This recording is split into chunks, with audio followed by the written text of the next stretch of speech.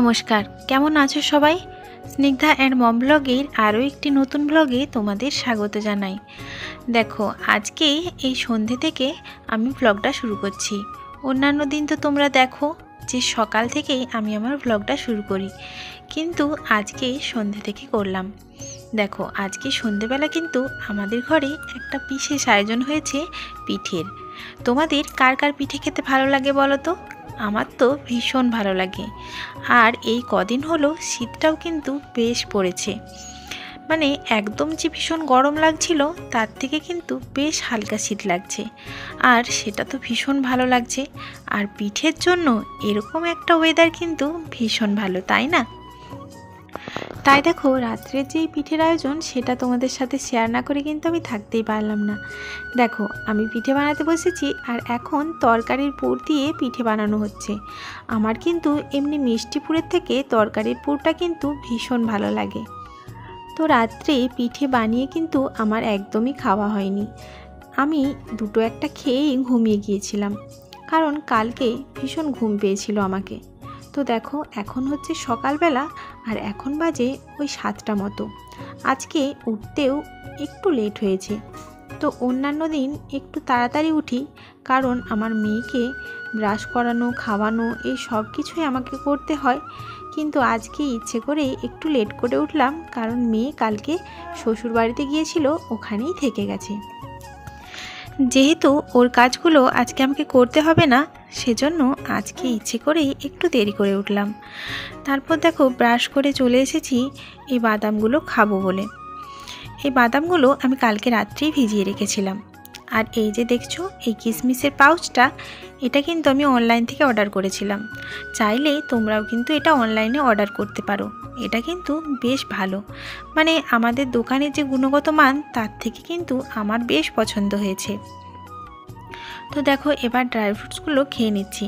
আজকে অল্প ড্রাই ফ্রুটসই ভিজিয়ে রেখেছিলাম, কেননা অন্যান্য দিন তো মেয়ে থাকে, ওকেও দিতে হয়, সেজন্য আজকে একটু কম করে ভিজিয়েছিলাম। তো বাইরে এসে দেখি মেয়ে চলে এসেছে। সকালবেলায় ওর বাবা এসেছিল, ওকে দিয়ে গেছে। তো ওখান থেকে ওকে দুটো একটা খাইয়ে দিচ্ছি। অন্যান্য দিন একটু বেশি করে ভিজিয়ে রাখি, আর মেয়ে আর আমি দুজনে মিলেই কিন্তু খেয়ে নিই। তো আজকে তো অতগুলো ছিল না, কমই ছিল, তার থেকে ওকে দুটো একটা খাইয়ে দিলাম। আর এদিকে দেখো, মা কিন্তু মাটির উনুনে মুড়ি ভাজতে বসেছে। আমার মা কিন্তু এখনও মাটির উনুনে মুড়ি ভাজে, তাতে সংসারের কিন্তু অনেকটা সেভিংস হয়। আসলে এখন তো আর কেউ এরকম হাতে মুড়ি ভাজে না, আমাদের গ্রামের দিকেও কিন্তু একদমই এই চল উঠে গেছে। তো এখন সব সময় ওই মেশিনেই দোকানে দিয়ে আসা হয়, সেখান থেকে কিন্তু ভেজে আনা হয়। আমার বাড়িতেও কিন্তু এরকমই হয়। আমার মা বলে ওদের মুড়ি ভাজা নাকি মায়ের একদমই পছন্দ হয় না। মা বাড়িতে যে মুড়িগুলো ভাজে সেগুলো নাকি ওদের থেকে অনেক ভালো হয়, আর দোকানে নিয়ে গেলে নাকি যে চাল পাঠানো হয় সেই পরিমাণেই নাকি মুড়িটা আসে না। যেহেতু মা বাড়িতে ভাজে, সেজন্য এই পার্থক্যটা মা বুঝতে পারে। আর কি জানো তো, ওই মেশিনে ভাজানো মুড়িগুলোর কিন্তু একটা অদ্ভুত রকম গন্ধ লাগে, সেটা আমিও বুঝতে পারি। কিন্তু কি করব বলো, আমার বাড়িতে তো মেশিন দিয়েই মুড়ি ভাজিয়ে আনা হয়, তাই ওইগুলোই খেতে হয়। কিন্তু আমার মায়ের বাড়িতে একদম হাতে করে আমার মা মুড়িগুলো ভাজে, আর সেই মুড়িগুলো দেখতেও যেমন সুন্দর হয়, খেতেও তেমনই ভালো হয়। কিন্তু কি জানো, আমি মায়ের মেয়ে হলেও আমি কিন্তু মুড়ি ভাজতে জানি না। তো মা যখন মুড়িগুলো ভাজে তখন কিন্তু আমি ওই হাঁ করে দেখতেই থাকি। তো দেখো, এগুলো করতে করতে কিন্তু আমি খাওয়া দাওয়া শুরু করে দিয়েছি। এখন বাজে ওই 8:30 9টার মতো। বেবি হওয়ার পর থেকে কিন্তু আমি সকালবেলা একটু তাড়াতাড়ি খাবার চেষ্টা করি, কারণ দেরি করে খেলে কিন্তু বেশিরভাগ সময়টাই গ্যাস বা অম্বল হয়ে যায়। সেই কারণে বেবিরও কষ্ট হয়, সেজন্য আমি সবসময় চেষ্টা করি যাতে একটু তাড়াতাড়ি খেয়ে নেওয়া যায়। তো খেয়ে নেওয়ার পর আমার আরও কিছুটা কাজ আছে, তো সেগুলো করতে হবে। এদিকে দেখো, আমার মেয়েকে এই কাপড়ের দোলাটা খাটিয়ে দিয়েছি। আসলে আমার মায়েদের যে বাড়ি হয়েছে সেখানে কিন্তু দোলা খাটানোর কোনো জায়গা নেই। তো এই রান্নাঘরটা, এটা কিন্তু একটুখানি মাটির, আর এখানে রান্নাবান্না হয়। আর এই যে এখানে বাঁশের কড়ি কাঠে আমার মা কিন্তু এই দোলাটা খাটিয়ে দিয়েছে। আর এই দোলাটাতে শুই করে দিলে দেখি আমার ছোটো মেয়ে কিন্তু বেশ খেলে, তাতে অনেকক্ষণ কিন্তু নিজের জন্য টাইম পাওয়া যায়। আর এদিকে দেখো আমার বড় মেয়েকে ছাগল ছানা নিয়ে বসে আছে। যবে থেকে ছাগল ছানা হয়েছে তার ওই একটা মাত্রই কাজ ওই ছাগল ছানাগুলোকে নিয়ে সকাল থেকে বসে থাকা, সারাক্ষণ ওই ছাগল বাচ্চাকে নিয়ে বসে থাকে সে। তো যাক, এদিকে দেখো আমার মেয়ের যে কাপড় চোপড়গুলো আছে কাঁথাপত্র সেগুলো কিন্তু আমি ভিজিয়ে দিলাম, কারণ এগুলো আজকে আমাকেই কাচতে হবে। অন্যদিন মা কেচে দেয়, কিন্তু আজকে মা তো দেখলে যে মুড়ি ভাজছে, সেজন্য আমি ভাবলাম যে আমিই কেচে নিই, কারণ একটু বাদে কিন্তু এই যে টাইম কলে জল এসেছে এটা কিন্তু চলে যাবে, সেজন্য আর জল পাওয়া যাবে না। সেজন্য দেখো আমি কাচতে নিয়ে চলে এলাম কলপাড়ে। আর এখানে দেখো আমার ভাইয়ের বউ কিন্তু অনেকগুলো জামা কাপড় কাচছে, আমিও কিন্তু সাইড করে বসে গেলাম, কারণ এখন প্রায় ওই 9টা মতো বাজে, আর আধ ঘন্টা বাদেই কিন্তু টাইম কলের জল চলে যাবে। সেজন্য একটু তাড়াতাড়ি আমাকে কাচাকুচিগুলো সেরে নিতে হবে। তাছাড়া ওদিকে তো দেখলে যে আমার ছোটো মেয়ে খেলছে, কিন্তু কখন যে কান্নাকাটি শুরু করে দেয় বাচ্চারা তার তো কোনো ঠিক নেই বলো। জানো তো, প্রত্যেকটা মায়ের জন্য এই টাইমটা কিন্তু খুব ভাইটাল। নিজের কোনো কাজ কিন্তু তুমি সময় মতো করতে পারবে না, তোমাকে পুরোটাই নির্ভর করবে বাচ্চার উপর। বাচ্চা যদি সবসময় কান্নাকাটি করে সেখানে তুমি চাইলেও সমস্ত কাজ কিন্তু করতে পারবে না। আর কারো কোলে থেকেও যদি কান্নাকাটি করে সেখানেও তুমি শান্তিতে কোনো কাজ করতে পারবে না। জানো তো, আমারও মাঝে মাঝে ভীষণ বিরক্তি হচ্ছে আর ভীষণভাবে রাগ হচ্ছে। এখন নাকি এই জিনিসগুলো হওয়াটা স্বাভাবিক, কিন্তু আমার খুব টেনশন হচ্ছে জানো তো, কারণ বড় মেয়েকে মাঝে মাঝে বকাঝকা করে দিচ্ছি, বাড়ির লোকের সঙ্গে খারাপ ব্যবহার করে দিচ্ছি। জানি না কবে এই সময়টা কাটবে। জানো তো, এখন রাত্রে প্রায় সময় কিন্তু আমাকে জাগতে হয়, সেজন্য সকালবেলা কিন্তু একদম মুডটা ভালো থাকে না। তাও এখন বাপের বাড়িতে আছি বলে সমস্ত কাজ তো আমাকে করতে হচ্ছে না, সেজন্য অনেকটা ভালো। বাড়িতে গেলে যে আমি কি করব সেটা ভেবেই কিন্তু এখন থেকে আমার ভীষণ টেনশন হচ্ছে। তবে জানো তো, নিজের যে ভালো লাগার কাজগুলো সেগুলো সময় পেলেই কিন্তু আমি করতে বসে যাই, তাতে কিছুটা হলেও আমার মন একদম শান্ত হয়ে যায়। এদিকে দেখো, তোমাদের সাথে কথা বলতে বলতে কিন্তু আমি মেয়ের কাঁথা কাপড়গুলো নিয়ে চলে এসেছি এখানে মেলতে। এখানে সারা দিন কিন্তু রোদ থাকে। এটা কাকুদের বাড়ির সামনে। আমার মায়েদের বাড়ির যে ছাদ আছে ওখানেও মেললে মেলা যেত, কিন্তু ওখানে সারাদিন রোদ থাকে না। আর কি বলতো, এত বাতাস দেয়, বাতাসে সমস্ত কিছু একদম পড়ে যায়, সেজন্য এখানকে নিয়ে আসি মেলতে।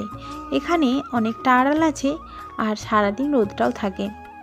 তো এখানে এসে বাচ্চার সমস্ত কাঁথা কাপড়গুলো কিন্তু আমি মেলে দিচ্ছি। এদিকে আমি কাঁথা কাপড়গুলো মেলছিলাম আর কাকিমা আমাকে জিজ্ঞেস করছিল আমার মেয়েরা কি করছে। তো কাকিমার সাথে গল্প করতে করতেই কিন্তু দেখো আমি কাঁথা কাপড়গুলো মেলে দিচ্ছি। জানো তো, এই ছোট ছোট কাঁথা কাপড়গুলো মেলতে কিন্তু বেশ বিরক্তি লাগে, কিন্তু কি করব, আজকে আমাকেই মেলতে হচ্ছে। অন্যান্য দিন তো মা মেলে দেয় আর মা সমস্ত কিছু ধুয়ে কেচেও দেয়, তো এই ব্যাপারটা তো আমি করি না, কিন্তু আজকে মা যেহেতু মুড়ি ভাজছে সেজন্য আমাকে করতে হচ্ছে। কি বলো তো, মা ছাড়া কিন্তু ওই জন্যই বলে মা হওয়া যায় না। মা থাকলে কতটা নিশ্চিন্ত মনে তার উপর সমস্ত কিছু ছেড়ে দিয়ে কিন্তু নিশ্চিন্তে থাকা যায়। এই কথা বলছি এজন্য যে কিছুদিন আগে আমি যখন বাড়িতে গিয়েছিলাম তখন শাশুড়ি মা কদিনের জন্য এই কাজগুলো করেছিলেন। তো আমার শুধুই মনে হচ্ছিল সে কি ভাবছে, সে কি মনে করছে, এইসব মনে হচ্ছিল, যেন নিশ্চিন্তভাবে ব্যাপারটা নিতেই পারছিলাম না। মাকে যতটা সহজভাবে কাজগুলো করতে দেওয়া যায় অন্য কাউকে হয়তো সেরকমভাবে দেওয়া যায় না, তাই না বলো? তো চলো, আমার সমস্ত কিছু মেলা হয়ে গেছে। আর এদিকে দেখো ছোটো মেয়ের জন্য জলটা রোদে দিয়ে দিচ্ছি, কারণ এই জল রোদে দিয়ে স্নান করালে কিন্তু বাচ্চার ঠান্ডা লাগে না। আর এদিকে দেখো আমি পিঠে নিয়ে কিন্তু বসে গেছি। কালকে রাত্রে যেহেতু বেশি পিঠে খাওয়া হয়নি সেজন্য কিন্তু আজকে আর খাওয়ার লোভটা সামলাতে পারলাম না। সকালে মুড়ি খেয়েছিলাম, কারণ সকালে এই নারকেলের পিঠে খেলে কিন্তু আমার অ্যাসিড হয়ে যায়, সেজন্য। এখন বাজে ওই 10:30 মতো, আর এখন 2-4টে পিঠে আমি খেয়ে নিচ্ছি। আর আজকে যে রান্নাবান্না হবে সেজন্য কিন্তু সবজি কাটা হচ্ছে। আর একটা দায়িত্ব আমার কাঁধে এসে পড়েছে, এই মেয়েকে ওষুধ খাওয়ানো। দুই মেয়েকে একসাথে ওষুধ খাওয়ানো যে কী চাপের সেটা আমি বুঝতে পারছি এখন।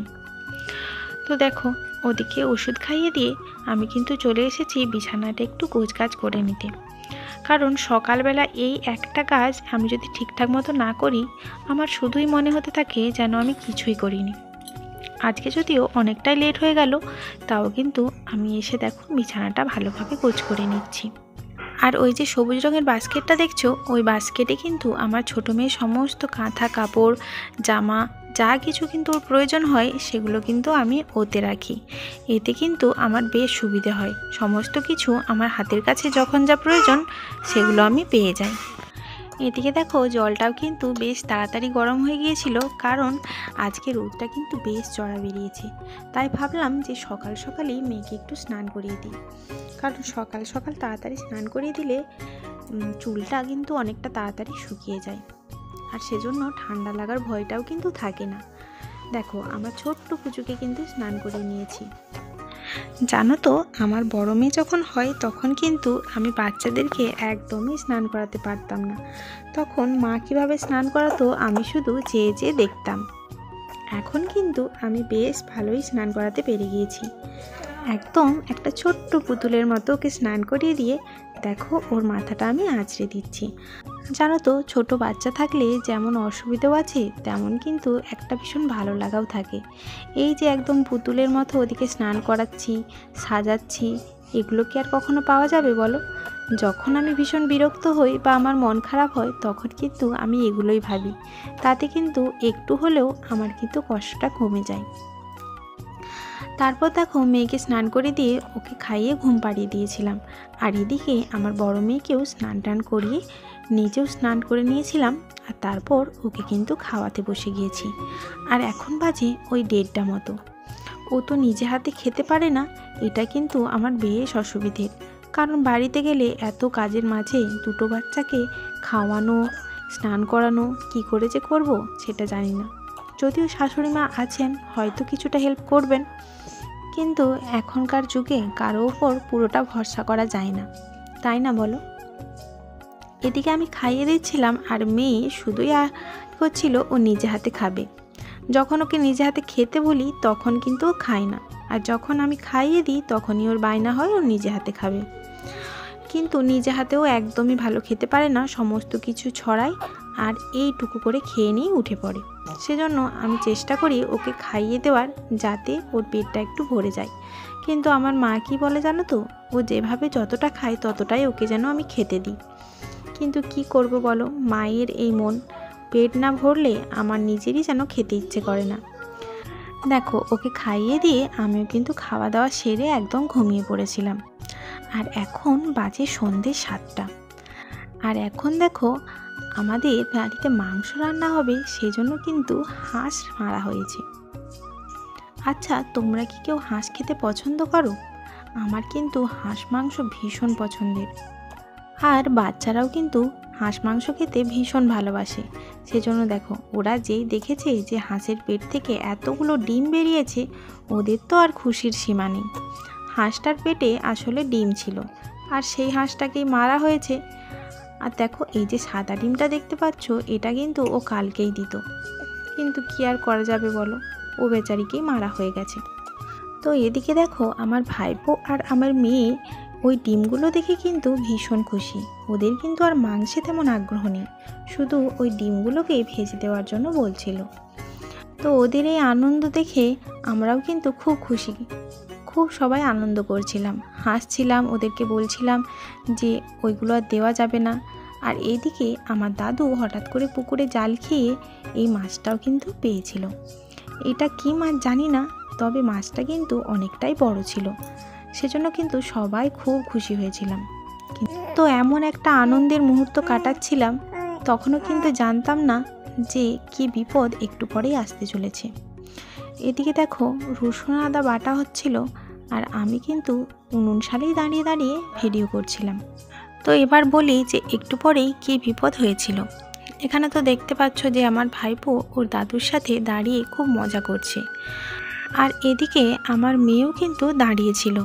তো হঠাৎ করে কি হলো জানি না, আমার ভাইপো একটা লাঠি হাতে নিয়ে আমার মেয়েকে তাড়া করলো, আর আমার মেয়ে সেই তাড়া খেয়ে ঘরে গিয়ে কিন্তু ওদের যে লোহার কভারটা ছিল ওটা হঠাৎ করে লাগিয়ে দিয়েছে, আর জানতো না যে আমার ভাইপো ওখানেই হাত গলিয়ে দিয়ে দাঁড়িয়ে আছে।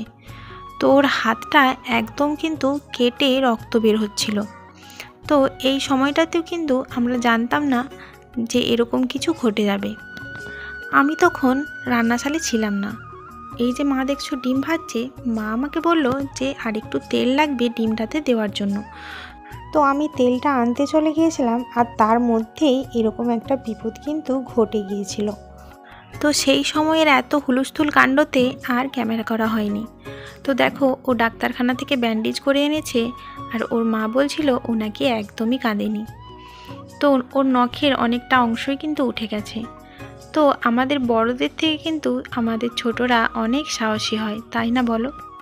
বাচ্চা কি করে হুটা হয়েছে একটু বলে দাও তো, কি করে হুটা হলো? দেখো ওকে দেখে মনেই হচ্ছে না যে কিছুক্ষণ আগে ওর এত রক্ত বের হয়েছে। তো বিপদ যে কখন মুহূর্তে চলে আসে সেটা আমরা কেউই জানি না। তো তাও ভগবানকে প্রার্থনা করি যেন বাচ্চাদের সমস্ত বিপদ থেকে উনি রক্ষা করেন। তো চলো আজকের মতো আমি ভিডিওটা এখানেই শেষ করছি। তোমরা যে যেখান থেকে আমার এই ভিডিওটা দেখলে আমার ভাইপোকে কিন্তু আশীর্বাদ করো ও যেন তাড়াতাড়ি সুস্থ হয়ে যায়। তো চলো আজকের মতো টাটা।